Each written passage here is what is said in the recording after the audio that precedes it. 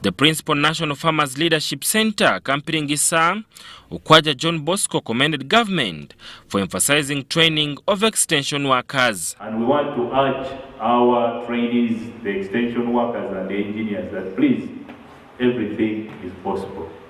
When you go back home, please try to implement what you've learned here.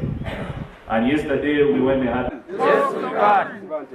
Yes, we can. Yes, we can. Yes, we can. Yes, we can. Minister of Agriculture, yes, we can. Yes.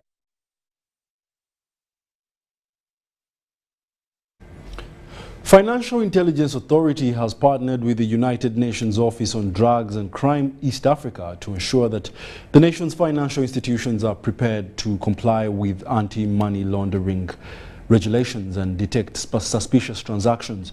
This initiative gathered management and staff members from financial institutions across the country for a comprehensive anti-money laundering compliance training program.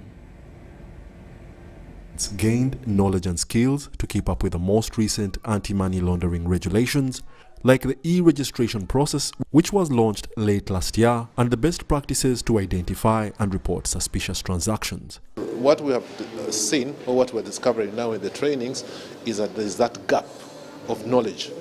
So FIA has come out now in partnership with UNODC to roll out a program of training accountable persons, getting them to know their obligations, and once that is understood, then if they do not comply, applicable penalties will apply.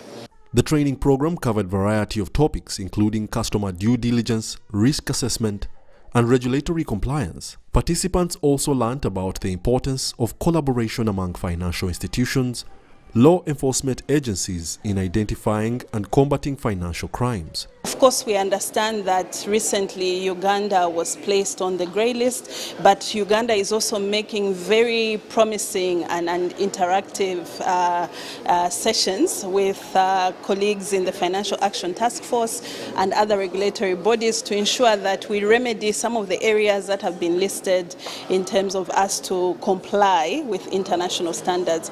Under the Anti-Money Laundering Act, financial institutions, designated non-financial businesses and professions and other entities are required to implement anti-money laundering and counter-terrorism financing measures. We share information in that way so that we keep our compliance a clear line of understanding, especially to our clients and to ourselves also. Overall, the Anti-Money Laundering Act aims to prevent Uganda from being used as a hub for money laundering and terrorism financing activities, and to promote a safe and stable financial system in the country. Wadulo Makanold, UBC News, in Kampala.